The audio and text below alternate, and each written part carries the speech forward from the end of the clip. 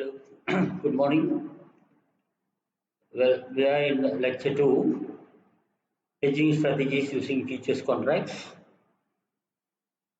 In the textbook, it is chapter 3. I have pre-recorded this version earlier, but I've done some small changes here, so I'm re-recording it. Let us go one by one. The learning objectives of this week's lecture is first to understand the concept of hedging. Hedging has been broadly used in this unit until the end of this semester. So therefore, you need to have a good understanding about what you mean by hedging. Second objective of today's lecture is differentiate between long futures hedge and short futures hedge using futures contracts. Specifically, this week we are talking about futures contracts. Third objective is be able to perform hedging strategies using futures contracts. What are the strategies we can devise in order to hedge our underlying exposure in the physical market or cash market. The final objective of today's lecture is appreciate the real world hedge that is typically imperfect. Never again they can have a perfect hedge. We have got reasons for that, leading to the near need for an optimal hedge strategy. We will be calculating what is OHR, that's why we call it as optimal hedge ratio. We look one by one. Okay. Now, the learning structure of today's lecture is going to be that initially we're going to identify and discuss about the issues in hedging using futures. Types of hedge, which is existing. And one issue about hedging using futures is the basis risk. Basis risk will be defined and discussed how to reduce this basis risk. The second large issue in this learning structure is that the optimal hedge ratio, OHR as I told you, or the optimal number of hedging contracts and hedging effectiveness. Especially when you have an issue where the underlying asset which you are trying to hedge with the futures is not exactly the same. Just like sometimes we may want to hedge for crude palm oil, which we're going to buy in 6 months or so, and we are worried about the price going up. You want to hedge away the price going up, and you want to look for crude palm oil futures. That is assuming that there is no crude palm oil futures. Therefore, what else you can use, which may have a very high correlation to the price movement of crude palm oil? You may use soy oil or something like that. And whatever oils you use, both won't be same. So therefore, there could be a possibility of the basis risk exists at the end of the contract expiry. We will discuss about this detail later. Okay, what is hedging itself? Any students can ponder among yourselves or discuss among yourselves and see. Hedging is about reducing the volatility or the risk of the future cash flows associated with commitments in the cash or physical market. So you must understand there are two markets. Before we proceed, we must understand the cash or physical market is the market where the secondary market which exists with the underlying asset existing. There can be underlying asset which is existing, can be physically seen and touched. And there can be also some underlying assets which are like interest rates or index futures and so on, which are basically just virtual. However, when you are dealing with the cash or physical market, that is where you are going to really buy and sell existing immediately. That's why we call it a spot market. Spot, on the spot, cash, physical or spot market. But when you are thinking about buying something then and there today is different. But when you are planning to buy something in the future date, and you're worried, or you're planning to sell something in the future date, then you're worried about the price moving against your objective. If you're going to buy something in the future date, you'll be worried about the price going up. If you want to sell something in the future date, you'll be worrying about the price going down. So therefore, you use futures market as an avenue, side by side. Of course, the cash Physical market is the real one. Futures market can be assumed to be a virtual one, where you are going to sign contracts of you buying and selling something, as you have seen in the lecture 1. 95% of the time you don't take delivery in the futures market. You just offset it at a certain point in time when the contract comes to maturity. So when we say associated with commitments in the cash and physical market, what are they? Commitments in cash or physical market means that existing position in some instrument or commodities or equities you already have, which you may want to sell in future, or you're planning to buy or sell this in the future time in physical market. So what you're going to do something is in the physical market. But you are worried in the physical market, you are not doing now, and you're going to do at a future date. Therefore, prices are uncertain. Prices may move up or move down.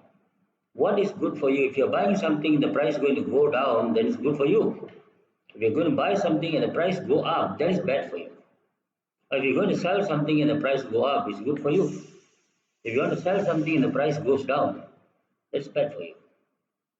So we are trying to hedge away the adverse movement. The adverse movement can be what is against your idea. You want to buy something in the future date and you're worried the price is going up.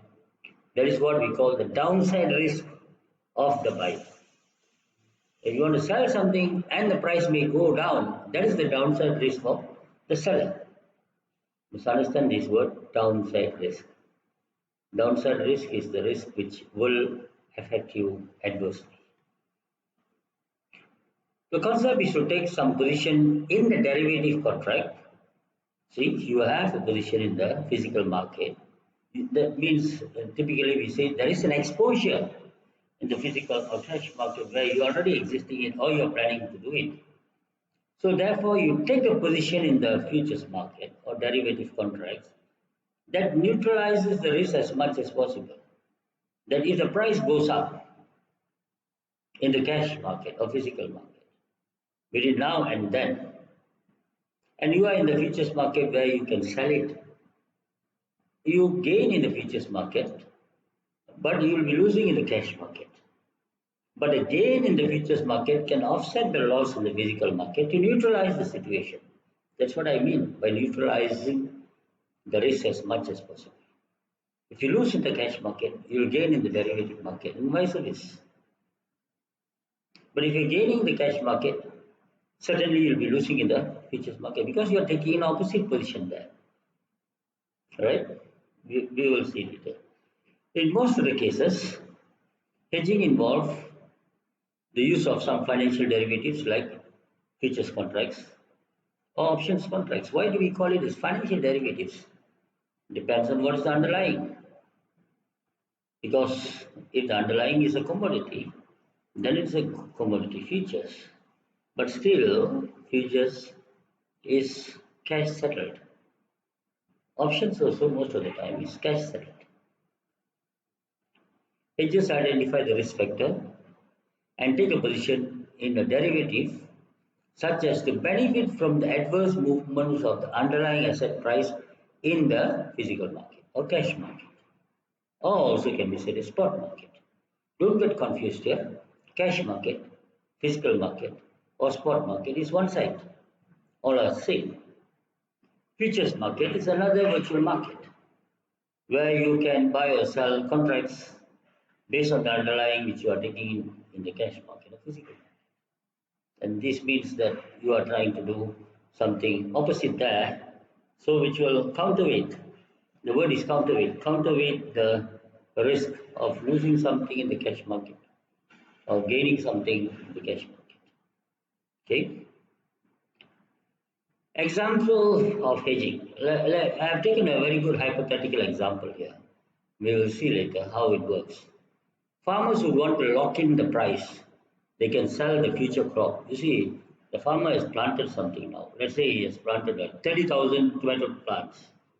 30,000 tomato plants he has already planted. The harvest or the yield from the tomato plants will be seen only about after 9 months or so. So he can't predict what will be the price of these tomatoes per kilogram 9 months from now. What is his downside risk is, as producers of goods, they will hedge their future product delivery price by short futures hedge, because they are afraid the price of their crops will fall. They want to protect, they want to create a safety net for a certain amount of price they can't tolerate above its fall. Therefore, they will buy a short hedge. They'll go into the futures market to sell the tomato as commodity if there is a contract. And the contract must have two things there. Number one, their product is tomato, certain grade tomato. And the futures market have a contract for that. That is perfect. They can go into that. Or it can be any other product. We can talk about any other product, can be any other financial instruments also. So as suppliers of these things, they'll be worried that the price will go down in the future time. So they go for short hedge. Okay, another thing is gold producers. Like you're a gold producer, you are extracting raw gold. Want to ensure the sale price of the get from the gold will not fall below a certain level of in the future supply. Invariably, the jewelry makers who want to buy this gold from you, they are the demanders, you see, they are customers for you. They want to lock in the price of the gold they're going to buy as raw materials for their business in the future need. For them, they'll be worried the price will go up. As a gold producer, he'll be worried the gold price will go down. So both has got the opposite objectives they have to meet. See? Importance of products wish to fix their price they pay for the next shipment. When you import something from overseas, let's say that product is not available and that is important for you to produce something. Every shipment, the price will be different due to many reasons, due to exchange rate variations, due to demand and supply variations of that product produced in another country. Like, for example, I was buying chili, dried chili, when I was producing chili powder last time. Every shipment, the chili, dried chili, price will vary. When I go and ask them why the price changed, oh, now the new shipment came in, this time, the product was less, the price went up. So how do you stabilize this? Because when you produce something and sell, you can't be changing the price every now and then in your market. But your input will vary. Therefore, you have to stabilize the price. So therefore, you go into hedging. For example, the last one, the bank just sold a forward contract to somebody. Sold a forward contract. Could be a long forward, a short forward, we don't know. And wish to hedge against the risk of its underlying falling or going up. Everybody has to hedge in such a way that they are not in a loss due to future adverse movements of the price. Remember, adverse movements of the price. Okay, let us look at long and short futures hedge. As I told you, futures market exists side by side to cash market, or what we call it as a physical market. Okay, long futures hedge is appropriate when you want to purchase an asset in the future date and intend to neutralize the risk of increase in the price of the asset by taking a long position in the futures market. If you don't have it now, let's say you want to buy in 6 months' time to consume, what is your downside risk? Between now and then, the price of that product may go up and you may buy in large quantity. And how do you neutralize the situation? You can't go and buy it now. What for? You want it now. If you don't want it now, you have no space to store it also, let's say. Or you don't have the cash flow to buy it entirely now. You are going to buy 6 months' time or 9 months' time. But the only thing running in your mind is that the price may go up. If the price falls, it's okay. If you know for certain, for sure, the price of that product will be definitely falling. Then it's okay, but you can't predict that. Price may go up. So long futures hedge is suitable when asset price may raise in the future time and you want to neutralize it. So what you normally do, you will still buy that item, whatever you're going to buy or purchase 6 months in the future date in the physical market. But you go to the futures market and buy the contract on that underlying. If the price goes up, really, the price of the physical market will go up. The price in the futures market also will mimic that, also will be going up. So just before the contract expires, you sell it.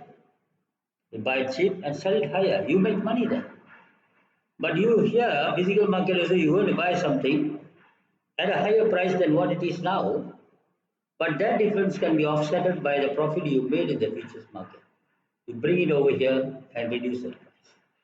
So your net cash outflow to buy something will be almost same as what it is now. That's the idea, that is the concept. Short futures hedge is appropriate when you want to sell something in the future date and intend to neutralize the risk of price falling in the asset by taking a short position in the futures. Futures market allows you to do short selling. You know what short selling? You sell something which you don't have by writing a contract to buy it back in the future date. Short futures hedge is appropriate when asset price may fall in the future time. So you don't sell it now, you have it now, but you can't sell it now. For example, like the farm produce is still growing, the plant is still growing. You know what will be the output. More or less, you know how many tons you may produce, like wheat or corn or something like that. You already planted, all are growing very well. But in 6 months' time, you're going to harvest, and you know maybe you will be selling about 30 metric tons of corn.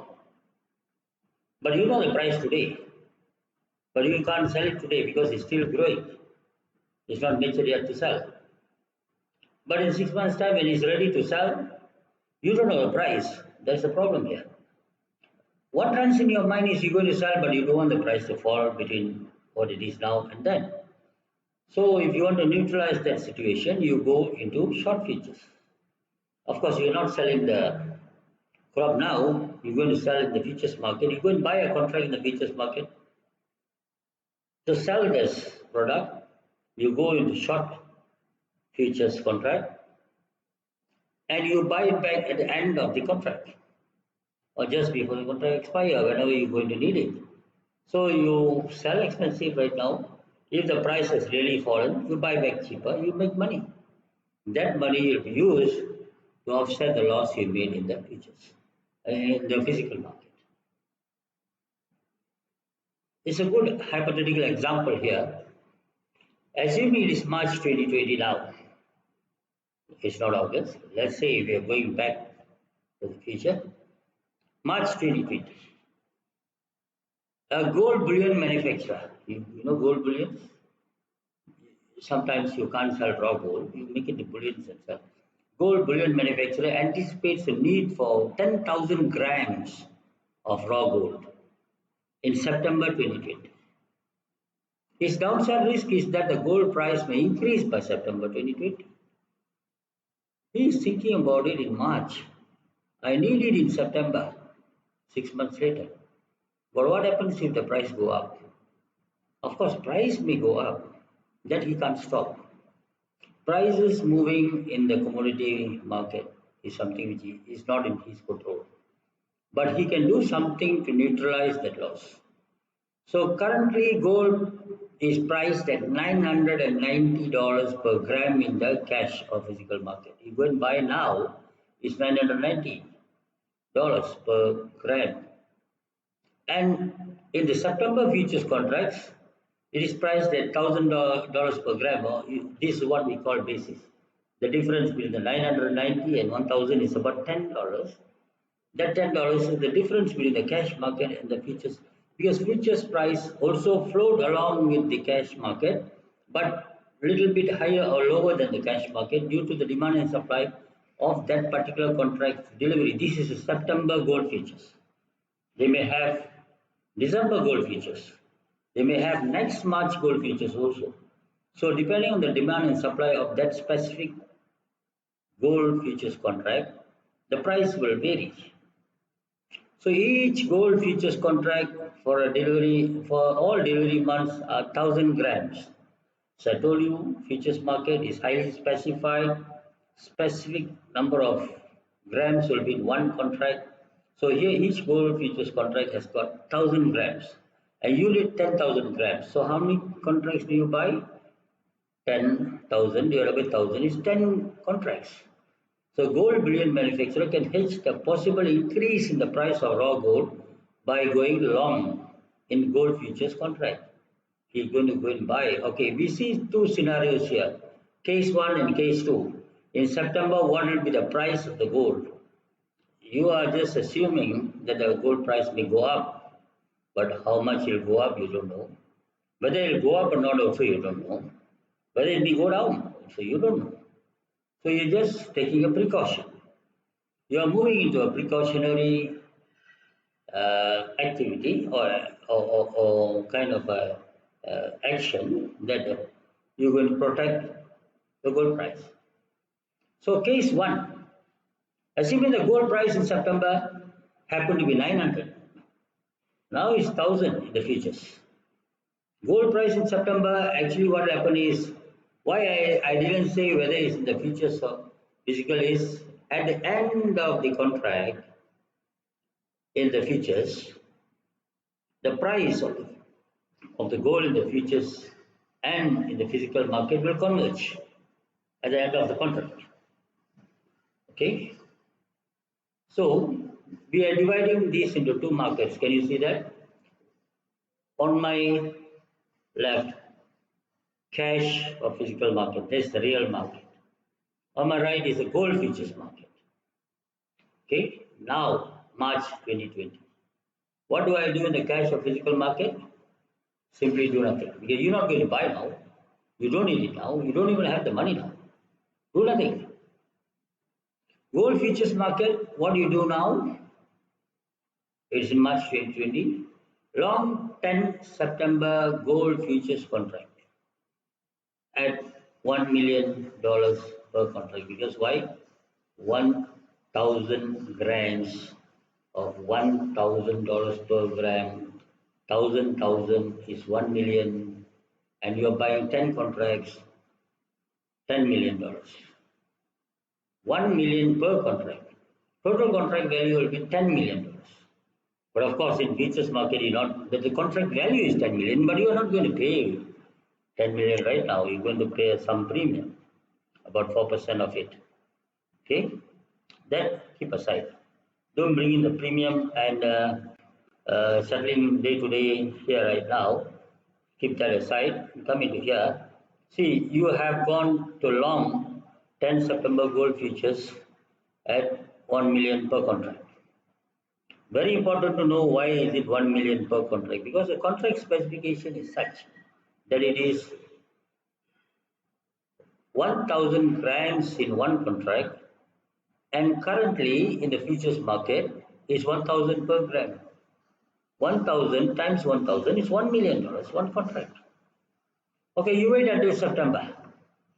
In the physical market or cash market, that is why you're really going to buy the gold in the market, and the price is 900 grams. Surprisingly, you thought it would go up, but it's gone down. Buy 10,000 grams of gold at $900 per gram. Total purchase value is 9 million. Wow. If you bought now, it would have been 10 million. You're saving 1 million there. But in the futures market, what happened? You can't convert anything because you went long. Now you have to take the opposite position in September. Short the 10 September gold futures contract now because you went long long, you have to reverse the position by taking the opposite position. When you long now, you have to short in the future date. Short the 10 September gold futures contract at 0.9 million per contract, that is 900,000. Okay. Total sale value is 9 million. So you entered into a contract at 10 million, you bought the contract for 10 million, you are selling it for 9 million, certainly you have lost 1 million, right? But you have saved 1 million in the physical market. So you take the loss in the gold futures market, you take the loss in the gold futures market and offset the futures loss here in the physical market. So your total cost or total net payout will be still 10 million, making it to be what it is now. If you buy now, it will be 10 million. 10,000 grams, 1 gram is 1,000, is 10 million. So you brought it back to that level. Okay, invariably, the other side, gold price in September becomes 1,200. That's what you are worried for. Whatever. Same thing in the cash physical market. You do nothing now. Now in March, what you do? Same thing. Long 10 September futures gold contracts at 1 million. Total value is 10 million. That is for sure. Okay. In September, you are doing the same thing. Buy 10,000 grams of gold, but at $1,200. Your total purchase value is 12 million. You would have bought now, it would have been 10 million, right? But that you can't avoid. Price has gone up. But that's why you took an action in the futures market to what we call counterweight this loss. Short the 10 September gold futures contract now at $1.2 million per contract. So total sale value is 12 million. Wow. So you bought something for 10 million and you sold it for 12 million. You made 2 million profit. Okay. But the other side in the cash market, you have lost 2 million because your outflow was done 12 million at that time. Don't compare it for now. It's okay. Just say 12 million you have bought something. But you take this 2 million profit from the futures market and bring it here to minus from the 12 million. So your total payout is 10 million still because you made 2 million there. You lost 2 million here. You paid 12 million here and you minus off with the profit what you made in the futures. Let's assuming that you didn't take any action in the futures. Your 12 million would have been the total cost. There's nothing for you to offset. But because you studied derivatives with me, possibly you have got the idea, you went into futures. Lucky. At that time you will feel that, yeah, lucky I took this unit. So you made the 2 million there, and you offset it here, you save. The total cost is still 10 million. So net cost of purchasing gold in September is 10 million in either case. Net cash flow is 10,000 grams on the futures market is 10 million, a certainty amount. So this is the classic example of a perfect hedge. You can't always get this perfect hedge, but this I'm showing you as a hypothetical example of a perfect hedge. Why certain? Because we didn't have much of a change in the contract value. Our closing out time was exactly same. All these things. Okay, we pause for a while.